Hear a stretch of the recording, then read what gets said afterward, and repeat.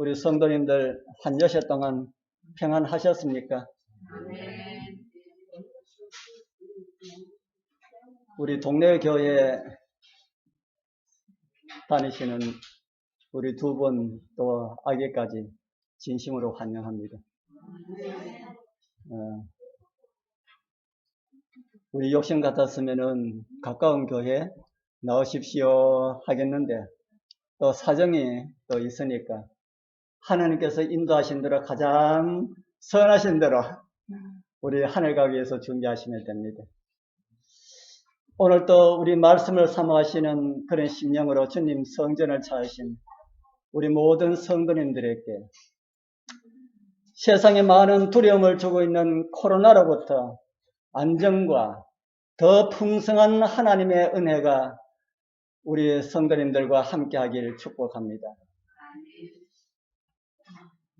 어제 저녁에 우리 참석하신 분들 참 많은 감동을 받으셨지요.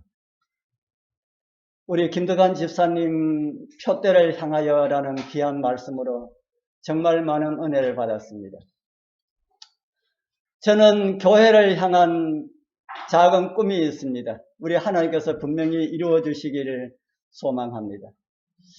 저는 우리 교회가 사도 시대의 교회 중에서 안디옥 교회와 같이 되는 것이 꿈입니다. 나중에 시간이 되면은 이 안디옥 교회가 어떤 교회인지 좀 더 자세하게 말씀을 드릴 그런 기회가 있을 것입니다만은, 안디옥 교회는 그 당시 사도시대 때 주변에 많은 교회들 있었지만은 그런 교회들하고 다른 몇 가지 특징이 있는 그런 교회였습니다. 제가 그 특징을 여기에 이렇게 올렸습니다. 사도시대 때에 가장 크게 부흥하였던 그런 교회였습니다. 그리고 그곳에서 최초로 그리스도인이라고 명칭이 붙여진 교회가 안디옥 교회였습니다. 그리고 평신도 사역자에 의하여서 운영되어졌던 교회였습니다. 그럼에도 선교사를 파송했던 최초의 교회가 안디옥 교회였습니다. 안디옥 교회에서 선교사가 파송됨으로 인해서 전 유럽이 복음화 될 수 있도록 그런 역사가 일어난 것이 안디옥에서 시작되었습니다. 우리 성도님들, 우리 이런 교회 되었으면 좋지 않겠습니까? 아멘. 우리 교회는요, 수는 적지만은 자원이 참 풍부한 교회다라는 이런 생각을 합니다. 다른 교회도 마찬가지겠지만은 정말 하나님을 사랑하고 그리스도를 사랑하는 사람들이 모여있는 그 자원이 첫 번째고요. 두 번째는 인적 자원이 사람 수에 비하여서 참 풍부하다라는 것이 두 번째입니다. 어제 말씀을 주신 우리 김덕환 집사님, 그리고 우리 정순덕 집사님, 임영애 집사님, 임지혜 집사님, 그리고 우리 집사람 정검재 집사님, 그 외에 많은 분들이 있지만은 저는 제가 언급한 이런 분들에게 다음 주부터는 금요일 저녁마다 1시간씩 제가 시간 배정을 하기로 제가 그렇게 생각을 하고 있습니다. 그러나 부담은 절대로 갖지 마십시오. 저는 항상 말씀이 준비되어 있기 때문에 오늘 제가 말씀을 준비하지 못하였습니다 하면은 제가 하면 되니까 부담은 갖지 마시고 그렇게 말씀을 준비해 보시라 하는 겁니다. 그리고 잠재적인 능력이 있으신 우리 박영길 정경교 집사님, 우리 이분들이 저는 생각을 합니다. 이분들이 마음에 우리 하나님의 성령의 감동만 되면은 교회를 위하여서 엄청난 큰 일을 할 수 있는 그런 능력이 잠재적으로 가지고 있다. 늘 그렇게 봅니다. 그날이 언제일지를 저는 기도하면서 기다리고 있습니다. 그래서 우리 교회가 안디옥의 명성을 받아서 하나님의 은혜로 그런 자람을 경험하기를 소원하십니까? 아멘. 우리 정말 그런 교회 될 수 있도록 함께 기도하면서 함께 우리 주님을 향하여서 나아가게 되길 소망합니다. 오늘 저는 함께 교독한 말씀을 중심으로 해서 재앙의 날에라는 이런 제목으로 재앙을 통해서 얻을 수 있는 그런 교훈들을 생각하면서 은혜를 나누려 합니다. 지금 재앙의 날이라고 하는 생각이 드십니까? 코로나가 언제 끝이 날까요? 코로나와 관련된 그림을 찾던 중에 이 코로나 바이러스가 지구를 둘러싸고 있는 이 그림을 얻었습니다. 지금 지구의 환경을 아주 잘 표현한 그런 그림 같다 하는 생각이 듭니다. 세계보건기구와 관련된 많은 사람들은요, 코로나의 완전한 소멸은 없을 것이다, 그렇게 말을 합니다. 여러분들도 그렇게 생각하십니까? 그런데 그 모든 답은 누구만 알고 계십니까? 그 모든 답은 하나님께서 알고 계신다. 작년 8월입니까? 호주에서 원인 모를 산불이 나서 꺼질 줄 모르고 장장 6개월이나 나라를 태웠습니다. 땅은 우리나라보다 훨씬 더 큰데 소방관들이 3,000명이었다 합니다. 그 거대한 산불을 통제하는 것은 3,000명으로서 불가능한 일처럼 보였습니다. 이게 호주 지도와 위성으로 찍은 그 당시의 호주 산불 사진입니다. 뭐처럼 보입니까? 불덩이처럼 보이지 않습니까? 나라 자체가 이 위성으로 찍은 사진이 호주 나라 전체가 불덩이처럼 보입니다. 이 산불로 인해서 우리나라 면적만큼이나 되는 산을 다 태우고 민가를 태우고 많은 사상자들을 내고 10억 마리가 넘는 동물들이 그 산불로 인해서 죽임을 당하였고 살아남은 동물들도 어떻게 될지 모르는 그런 위기 가운데 있었습니다. 불은 6개월이 지났는데도 꺼질 줄 몰랐다 하는 겁니다. 그런데 지난 2월에 때 아닌 폭우가 호주에 내려가지고 그렇게 수많은 사람들을 불안의 공포 가운데 떨게 했던 산불이 꺼졌습니다. 누가 꺼져주신 겁니까? 하나님께서.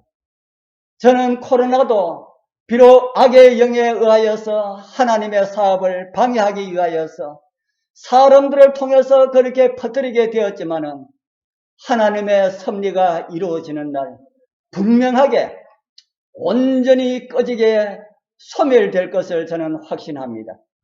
그렇게 되면은 또다시 많은 사람들은 이런 일들을 아마 잊어버리고 그렇게 살게 될 것입니다. 그런데 많은 사람들은요, 잘한 것은 자기가 잘해서 잘된 줄 알고 잘못된 것은 하나님께 돌리고 하나님을 원망합니다. 코로나도 사람의 잘못으로 확산되는 이런 경우가 많다는 이런 생각을 여러분 하지 않습니까? 어떤 종교의 집회의 경우도 그렇고요.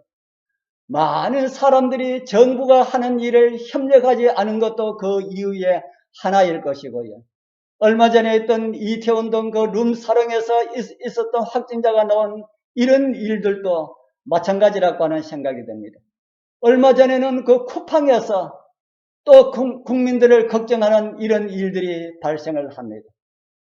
어떤 큰 사고가 났을 때에는 언론사들이 이런 이야기를 하는 것을 듣습니다. 이것은 인재인가 천재인가? 여러분도 들어보셨습니까? 이 땅에서 일어나고 있는 수많은 재난들 중에 많은 경우가 천재적으로 일어난 것이 아니라 무엇으로 일어났다고 하는 겁니까? 사람으로 인하여서 일어난 경우가 허다하다 하는 겁니다. 저는 그런 의미에서 볼 때 이 코로나도 사람의 잘못으로 생겨난 그런 재앙이다라고 하는 이런 생각을 합니다. 길어지는 코로나 재난을 바라보면서 우리 성도님들의 믿음의 상태가 그렇게 늘 걱정하는 이런 상태로 굳어지게 될까 심히 염려가 될 때가 있습니다. 우리가 주의하고 조심하고 하여야 할 의무를 다하면서 믿음은 더 뜨겁게 열심을 보이는 것이 코로나 때에 하늘 백성들이 취할 그런 태도라고 하는 이런 생각을 합니다. 하늘의 거룩한 부름을 받으신 우리 형제 자매님들이시여, 코로나를 두려워하지 마시고 하나님을 두려워하게 되길 바랍니다. 코로나로 인하여서 나의 신변에 어떤 일이 발생하면은 어쩌나라는 이런 염려보다는 하나님의 말씀에 불순종하는 것에 대한 염려를 더 많이 하게 되길 바랍니다. 저는 이 재앙의 날이라는 이런 제목으로 이때에 주시는 하나님의 은혜를 좀 생각을 해보고자 합니다. 이런 재앙의 날에도 하나님의 어떤 은혜가 있을까요? 저는 그 은혜를 하나님의 백성들을 구원하기 위한 하나님의 섭리라고 봅니다. 어떻게 이런 재난들이 하나님의 백성들을 구원하기 위한 하나님의 섭리가 될 수가 있을까? 하나님께서 애굽에 재앙을 내리신 이유는 그 가운데서 무거운 짐을 지고 살아가는 하나님의 백성들을 구원하기 위한 하나님의 섭리였습니다. 성경은 그런 내용들을 이렇게 기록을 하고 있습니다. 출애굽기 6장 6절 말씀 우리 같이 한번 읽어보겠습니다. 그러므로 시작. 그러므로 이스라엘 자손에게 말하기를 나는 여호와라 내가 애굽 사람의 무거운 짐 밑에서 너희를 빼어내며 그 고역에서 너희를 건지며 편팔과 큰 재앙으로 너희를 구속하여 무엇으로 구속한다 그럽니까? 큰 재앙으로 너희를 구속한다. 우리 이스라엘 백성들을 좀 생각을 해보겠습니다. 그들은 이민 초기에 가나안에서 애굽으로 이민 왔잖아요. 그 이민 초기에는 하나님의 특별하신 은혜와 그리고 그 당시 총리로 있었던 요셉의 특별한 보살핌에 의하여서 존경받는 이런 민족으로 애굽의 특별한 보호와 도움으로 70명에서 수백만의 인구로 그들은 번성을 하였습니다. 하나님께서 아브라함과 언약을 맺으실 때에 이스라엘이 애굽에 가서 몇 년 있을 것이라고 말씀하셨습니까? 이스라엘이 내 자손이 애굽에 가서 몇 년 있을 것이라고 말씀하셨습니까? 예, 여기 빨간 글씨 한번 보십시오. 그들은 400년 동안 내 자손을 괴롭게 하리니 내 자손은 몇 대 만에요? 내 자손은 4대 만에 이 땅으로 돌아오리니. 그래서 이스라엘이 애굽에 가서 몇 년을 지내게 될 것이랄까요? 400년 정도 지내게 될 것이라 하였습니다. 그리고 몇 대 만에 돌아오게 될 것이랄까요? 4대 만에 돌아오게 될 것이다. 그런데 그런 약속의 시간은 다 되어 가는데 이스라엘 백성들은 가나안에 가려고 생각을 하지 않고 있었습니다. 유목민으로 아브라함과 함께 유목민으로 그 가나안 땅에서 늘 천박 생활을 하다가 애굽의 문명 속으로 그들이 이민을 갔을 때에 애굽의 생활이 얼마나 좋았겠습니까? 늘 텐트 젓고 치고 이렇게 하던 생활에서 이제 애굽에서 애굽 왕의 총애를 받고 그 좋은 대우를 받고 그렇게 살다가 그곳 생활이 얼마나 평안하고 행복한 그런 생활이었을까 하는 겁니다. 그런데 어딜 갑니까? 여기가 살기 좋은데 어디를 가야 하는가? 아무 데도 가기 싫다 하는 겁니다. 지금 생활이 만족하고 너무 좋은데 어딜 가고 싶은 그런 마음이 있을까요? 새로운 곳에 이사할 이런 마음이 있는가 하는 겁니다. 그래서 이스라엘 백성들의 마음은 가나안 땅, 약속의 땅에 대한 것을 다 잊어버리고 살았는지 모릅니다. 이대로 둔다면은, 그대로 가만히 둔다면은 이스라엘은 애굽 나라의 한 국민으로 살아가게 될 것임을 보신 하나님께서는 그대로 두고 보실 수가 없었다 하는 겁니다. 그래서 그 당시에 애굽의 정세는요, 셈 자손이 함 자손을 몰아내고 애굽 정권을 잡고 있을 그런 때였습니다. 지금 우리나라도 좌익이 정권을 받으면은 정치 보복으로 전 정치인들이 줄줄이 감옥에 가고 또 우익이 정권을 잡으면은 또 정치인들을 또다시 보복을 하고 이런 일들이 계속해서 악순환되는 이런 모습을 우리는 보고 있습니다. 지금은 국민들의 눈이 있기 때문에 그래도 이렇게 이 정도밖에 되지 않았지만은 3000년 전의 세상은 왕의 말이 바로 법이었습니다. 그런데 애굽의 원주민이었던 함의 자손이 세력을 키워서 정변을 일으키고 셈 계열의 정치인들을 다 몰아내었습니다. 그러면 누구에게도 위기가 왔을까요? 셈 계의 정치인들의 보호 속에서 부강하게 지냈던 셈족 아브라함의 자손에게도 위기가 온 것입니다. 이 아브라함의 자손들은 하룻밤에 모든 재산들을 다 몰수가 당하였고 대우받던 민족에서 어떻게 형편이 바뀌었습니까? 대우받던 민족에서 하루아침에 종으로 바뀌게 되었다. 이런 일들을 허락하신 하나님의 섭리가 어디에 있었다는 겁니까? 왜 하나님께서 이런 일을 허락하셨다고요? 가나안을 잊어버리고 살았던 이스라엘에게 허락하신 가나안, 그 좋은 땅을 주시기 위한 하나님의 섭리였다 하는 겁니다. 저는 이 재앙의 날 코로나 시대를 살아가는 오늘날 이스라엘 백성들에게 갑자기 닥친 재앙이 아닌 재앙을 생각해 보았습니다. 코로나를 통하여서 하나님께서는 이 백성들에게 무엇을 주시려나 하는 것을 생각하였습니다. 우리 사랑하는 성도님들이시여, 여러분들은 혹 하늘을 잊어버리고 살지는 않았습니까? 왜 하늘을 잊고 삽니까? 하면서도 하늘 가기 위한 준비보다는 이 세상을 위한 준비를 더 많이 하고 있지는 않았습니까? 하는 것입니다. 저희들이 잘 아는 한 형제가 있었습니다. 사업을 해서 꽤 많은 돈을 벌었습니다.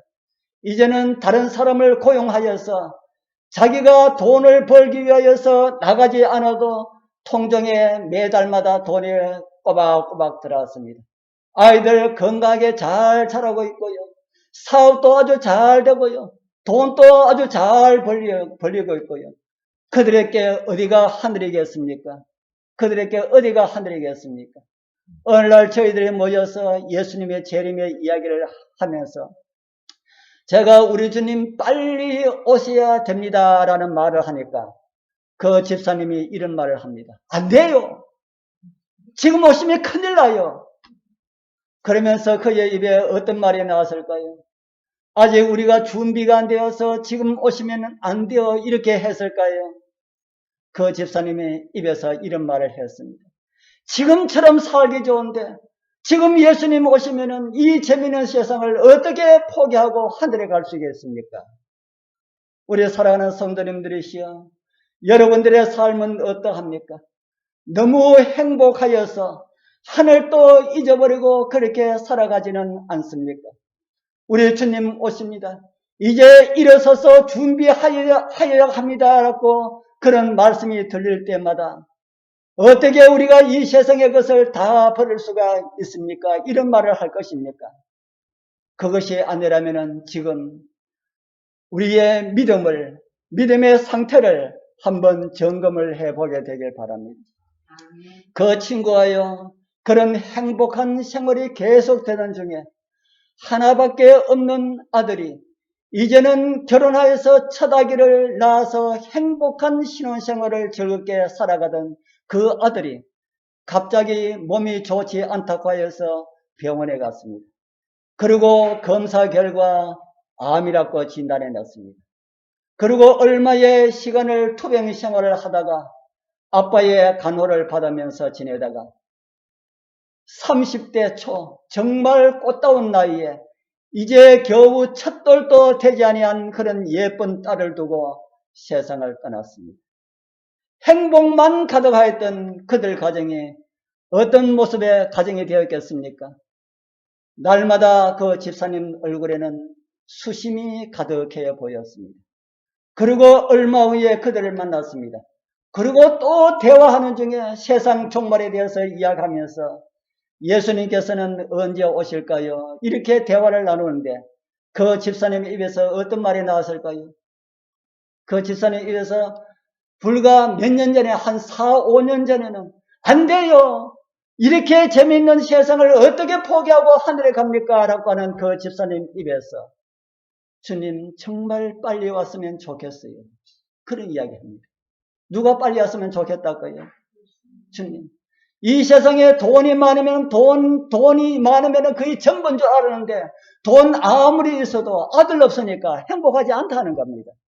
아들이 다시 주님 오실 때에 우리가 이 신앙으로 많이 이렇게 거해서 우리가 예배 드리는 가운데서 비록 우리가 카톡이지만은 우리 카톡으로 기도회를 하는 그 기도회 가운데 그 아이가 죽었습니다.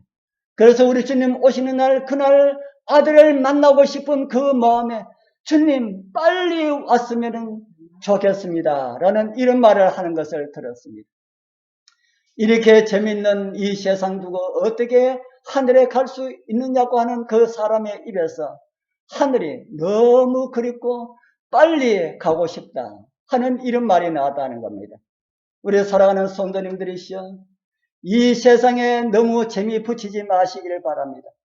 여러분들이 정말 하늘 사람이라면요, 여러분들 꼭 하늘에 데리고 가야 할 그런 사람이라면은, 그러면서 여러분들이 이 세상에 너무 재미를 붙여 살고 있다면은 하나님께서 그 재미있는 것을 하나님께서 없어지도록 허락하실지도 모른다는 사실을 잊어버리지 말기를 바랍니다. 이스라엘 백성들이 가나안에 갈 시간이 되었음에도 도무지 가렵고 생각하지 않으니까 하나님께서는 애굽 나라의 정권이 바뀌게 하시고 애굽의 종이 되도록 하시어서 애굽이 지긋지긋하여서 빨리 애굽을 빠져나오도록 하나님께서 그렇게 역사하셨다 하는 것입니다. 우리 사랑하는 성도님들이시여, 저는 이루어진 징조들을 볼 때마다 역사의 시기를 생각할 때마다 예수님의 재림이 너무 임박하였다는 것을 느끼고 있습니다. 우리 여러분들은 그렇게 느끼지 않습니까? 세상의 징조들은 이루어지고 있는데 세상의 모든 일들은 예수님 오실 때가 다 되었다고 그렇게 우리에게 보여주고 있는데 정작 하늘에 가서 살 사람들은 하늘에 가려고 생각을 전혀 하지 않고 있으니까 이 세상의 재미를 붙여가지고 그렇게 지낸다면 어떤 현상들이 일어날까 하는 겁니다. 저는요, 둘 중에 하나가 일어날 것이라고 저는 생각합니다. 그대로 세상에 묻혀 살다가 멸망을 당하든지 아니면은 하나님의 특별한 섭리로 아까 말씀드린 것처럼 우리가 좋아하는 세상의 것들이 없어지게 하든지 둘 중에 하나가 될 것이라는 생각이 듭니다. 우리 성도님들, 우리 모두 정말 머리를 들어야 하지 않겠습니까? 오늘 세상을 살아가는 우리들에게 주님께서는 사도를 통하여서 이런 말씀을 들려주십니다. 베드로후서 3장 11절에서 12절입니다. 우리 같이 읽어보겠습니다. 이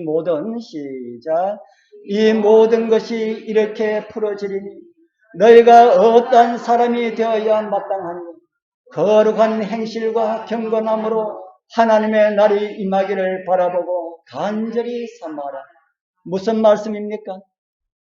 이 모든 일들이 이렇게 풀어질 텐데 어떤 사람이 되어야 마땅하냐?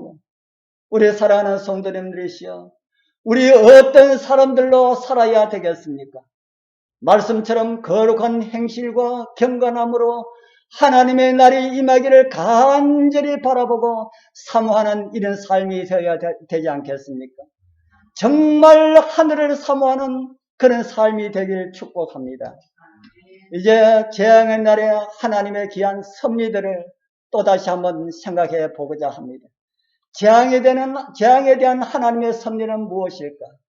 이 세상에 일어나는 어떤 일이라 할지라도 하나님과 상관없이 일어나는 일은 하나도 없습니다. 모든 일들은 다 하나님의 뭐가 있다고요? 하나님의 섭리가 있다 하는 겁니다. 지금 처해져 있는 이 세상의 형편에도 하나님의 어떤 섭리가 있다. 저는 그렇게 생각합니다. 그리고 우리는 그 하나님의 섭리를 읽을 줄 알아야 합니다. 그러면은 하나님의 어떤 섭리가 있을까요? 저희들 40대에 마음이 통하는 사람들이 모여서 선교단을 만들어서 활동을 하였던 때가 있습니다. 그때 우리들에게 정신적인 지주처럼 우리를 이끌어 주셨던 미국인 목사 한 분이 계셨습니다. 지금은 작고하셨지만은 우리나라 선교 초기에 선교사로 봉사하셨고 36대학을 설립할 때에 설립 멤버 중 한 분이셨고 12대 36대학 교장을 역임하셨던 이재명 목사님, 미국 이름으로는 제임스리 목사님이 계셨습니다. 그분이 한 번은 우리 예배를 통하여서 말씀을 전하시는데 이런 말씀을 하시는 것을 들었습니다. 사단이 우리를 건드리면은 우리가 어떻게 하여야 하는가? 더 믿음 위에 굳게 서야 한다. 좀 더 심하게 건드리면은 어떻게 해야 되는가? 그러면은 좀 더 열심히 신앙을 하고 충성을 해야 된다. 더 우리를 괴롭히면은 우리는 더 뜨거운 그런 믿음의 모습을 보여야 한다. 그러면은 아무리 사단이 우리를 끌고 우리를 건드려도 꼼짝 못하고 꼼짝하지 않고 우리가 더 믿음을 가진다면은 사단은 우리에게 포기하고 돌아서게 될 것이다. 무슨 말씀인지 이해가 됩니까? 사단이 건드릴 때마다 더 뜨거운 믿음으로 살라는 그런 말씀입니다. 저는 그 말씀을 하나님의 말씀으로 받아들였습니다. 그리고 잘 되지는 않았지만은 어렵고 힘든 일이 있을 때는 더 믿음 안에 서렸고 더 믿음으로 살렸고 그렇게 노력하면서 살았습니다. 사단이 예수님을 시험할 때에 예수님께서는 어떤 모습을 보이셨습니까? 적극적인 모습으로 사단을 대적하는 그런 모습을 우리에게 보여주셨습니다. 시험을 할 때마다 나약한 모습 보이지 않으시고 더 말씀으로 굳게 서시니 사단은 결국 물러설 수밖에 없었다는 것을 우리에게 보여주고 있습니다. 오늘 코로나 시대를 살아가는 우리들에게 재앙의 날에 하나님께서 우리에게 주시는 하나님의 섭리는 어떤 것일까? 재앙을 통한 하나님의 목적이 분명히 있을 것이다 하는 겁니다. 혼란 가운데 빠뜨려서 믿음의 생활을 하지 못하도록 하고 신속히 전파되는 이 바이러스를 통하여서 교회 예배를 차단하고 하나님과의 관계를 끊어버리고자 사단은 그렇게 할 것입니다. 사회적 거리 두기로 정부에서 예배 드리는 것을 자제해 달라고 할 때 우리는 그렇게 하였습니다. 그런 가운데서도 주님 앞에 나오시는 분들은 계속해서 나왔습니다. 저는 한 안식일도 교회에 문을 닫은 일이 없습니다. 화요일, 금요일도 한 번도 문을 닫은 일이 없습니다. 그럴 때마다 교회 문 열고 위성으로 예배를 드리고 있으면 꼭 예배에 참석하시는 분이 한두 분씩 있었습니다. 어떨 때는 아무도 없고 오늘 저녁에는 우리 두 사람이 예배를 드려야 되겠다 하고 있으면은 또 문을 열고 들어오신 분을 보게 됩니다. 카톨릭 어느 교회에서 하는 이야기를 들었습니다. 이 땅에 카톨릭이 들어온 이후로 한 번도 미사를 걸은 적이 없었는데 코로나가 수도하게 하였다라고 하는 이야기를 들었습니다. 저는 안식일 영상 예배를 통하여서 예배를 드리면서 많은 생각을 하였습니다. 코로나로 인하여서 가장 덕을 보는 존재는 누구일까 생각하였습니다. 코로나로 인해서 가장 덕을 보는 존재는 누구일까요? 여러분들은 누구라 생각하십니까? 저는 어떤 환경 가운데서도 사단에게 유익이 돌아가는 것을 저는 두려워하고 있습니다. 그러나 우리가 분명히 알 것은 그렇게 보일 때도 결국은 하나님께서 손해를 보시지 않는다는 사실입니다. 감동적이고 아름다운 글이 단체 카톡방에 올려져 있어서 제가 한번 보았습니다. 다른 단톡방에 제가 잘 가는 단톡방에 고집사님이라고 호주에 가서 사시는 분이 우리나라에 있을 때부터 제가 인터넷으로 이렇게 서로 얼굴은 한 번도 본 일이 없지만 그렇게 아시는 분인데 그 단톡방에 제가 들어갔더니만은 그 전에 우리 그 에덴 요양병원의 원장을 하셨던 그분이 이 글을 올렸어요. 저는 그래서 이 원장님 자기 글인 줄 알았습니다. 그래서 글을 쭉 읽어 내려가다 보니까 저의 조카딸의 글이라는 것을 알게 되었습니다. 제 조카딸은 목사와 결혼하여서 한국에서 몇 년을 목회하다가 저 인도로 선교사로 갔습니다. 우리 여러분들도 알다시피 인도는 무슨 나라입니까? 힌두교 국가이지요. 그곳에서 지금 한 10년 넘게 선교사로 활동을 하고 있는데 법적으로 종교 활동이 금지되어 있고 특별히 기독교 전도는 잘못하다 보면은 과격한 힌두교인들에게 죽임을 당할 수가 있는 그런 곳입니다. 그런 곳에서 복음을 전하고 있는데 이런 글이 올라왔습니다. 제가 한번 읽어드리겠습니다. 우리 여러분들 눈으로 한번 보십시오. 후회되지 않는 한 주를 보내셨나요?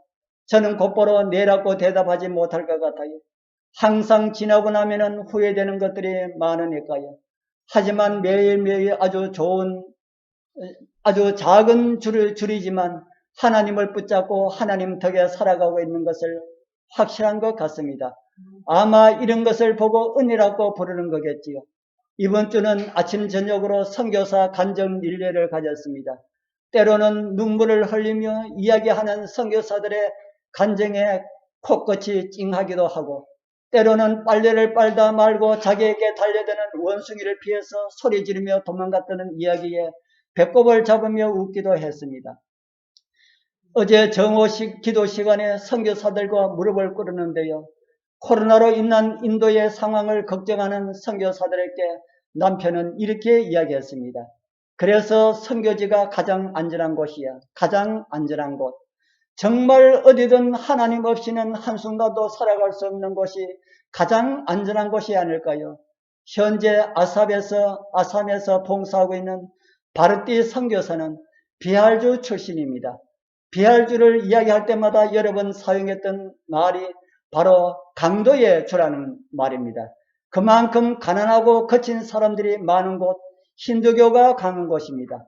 바르띠 가족은 몇 년 전에 기독교로 개종한 후로 마을에서 쫓겨났습니다. 친척들조차 피난하였지만은 바르띠의 부모님은 믿음을 지켰고 두 딸을 선교사로 보냈습니다.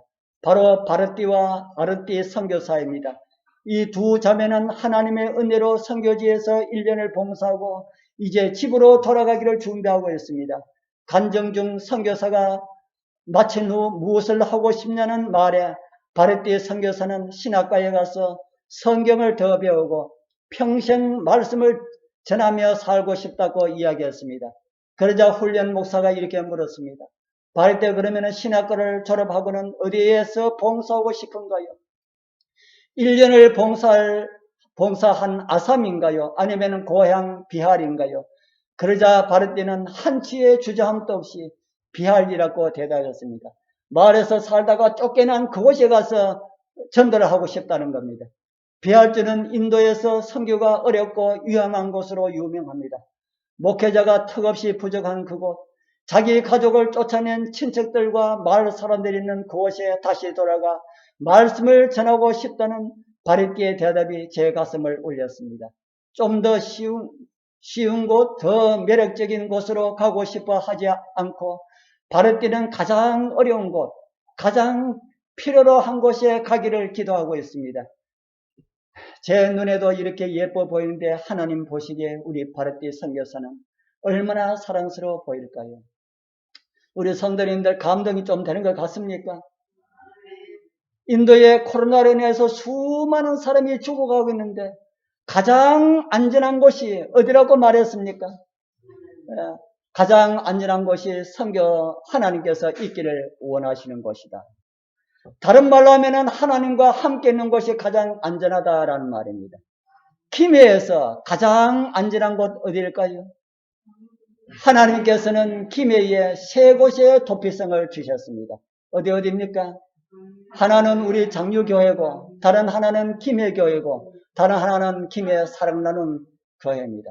이 교회들은 하나님께서 이 김해 지역에 재앙의 날에 재난의 날에 피하여서 안전함을 얻을 수 있는 하나님께서 마련해 주신 도피성과 같은 곳이다 하는 겁니다.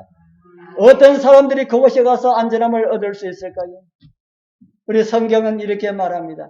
여호와께 피함이 무엇을 신뢰함보다요? 사람을 신뢰함보다 낫다. 하나님께 피함이 사람을 신뢰함보다 낫다. 우리 성도님들 이 말씀을 코로나 시대에 어떻게 이해하면 될까요? 다른 해석을 드리지 않겠습니다. 이 말씀을 믿고 말씀이 어떠하다는 것을 직접 느껴보시는 것이 더 나을 것입니다. 우리 성도님들이시여, 하나님을 세상의 어떤 의학적인 지식보다 못하게 평가하지 말게 되길 소망합니다. 세상에 있는 교회는요, 사단에 의하여서 괴롭힘을 받는 사람들이 그곳으로 도피하여서 안전함을 얻도록 세우신 하나님의 기관이다 하는 것입니다.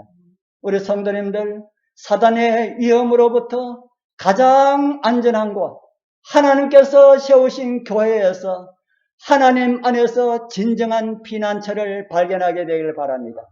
그래서 삶 속에 위험하다고 느낄 때마다 주님께서 세우신 교회에서 위로와 안전함에 대한 확신을 얻게 되길 바랍니다. 신앙에 대한 두려움도, 바이러스에 대한 두려움도 하나님 안에서 가장 안전함을 확신하게 되길 소망합니다. 인도와 같이 그렇게 복음을 거절하는 곳에 기적이 일어나고 있는 듯한 느낌을 가집니다. 사회적 거리두기로 인하여서 식품을 구입하지 못한 수많은 사람들이 인도에서 굶주린 가운데, 고통 가운데 있을 때에 조카 그 목사님이 그들에게 살을 나눠주기 위한 프로젝트를 세웠습니다. 그리고 그 당시에 단톡방에 올려진 또 이런 글이 있었습니다. 인도 지역에 봉쇄가 되었기 때문에 살을 나눠주려도 살을 가지고 갈 수가 없는 겁니다. 그래서 경찰서에 가서 우리가 이런 일을 하기 위해서 허가를 내달라 하니까 그 좋은 일인데 허가를 내줘야지 하면서 당장 허가증을 발급받아가지고 그것을 가지고 주변에는 많은 사람들에게 살을 이렇게 나누어주는 이런 일을 하고 있다라고 하는 이야기가 이곳에 실려져 있습니다. 살받은 사람들에게 복음 전하기에 좀 낯설까요? 하나님께서 공개적으로 복음을 전하지 못하게 하시니까, 공개적으로 복음을 전하지 못하도록 사단이 그렇게 하니까 하나님께서는 비록 사단이 내려진 그런 코로나라 할지라도 그 재난을 통하여서 경찰서장의 마음도 감동하여서 그 일을 할 수 있도록 그렇게 역사하신 분이 저는 하나님이라고 그렇게 이해를 하고 있습니다. 저는 코로나로 인하여서 복음의 황무지와 같았던 힌두교 지역과 이슬람 지역과 공산권 지역에 문을 열게 하시는 하나님의 능력으로 작용하게 될 것이다. 저는 그렇게 믿습니다. 세계는 그렇게 움직이고 있습니다. 제가 지금 말씀드린 이 세 지역, 힌두교 지역과 공산권 지역과 이슬람 지역에 복음이 들어가면은 저는 그 순간 예수님께서 오시는 순간이다. 저는 그렇게 믿습니다. 분명하게 역사는 그렇게 흘러갈 것입니다. 이 세 지역에 복음이 들어가서 그곳에서 하나님 믿는 사람들이 일어난다면 분명하게 예수님께서 그때 오실 것이다. 그렇게 저는 믿습니다. 이렇게 이 모든 일이 이렇게 풀어지는데 우리는 지금 어떤 사람으로 살아가야 할까?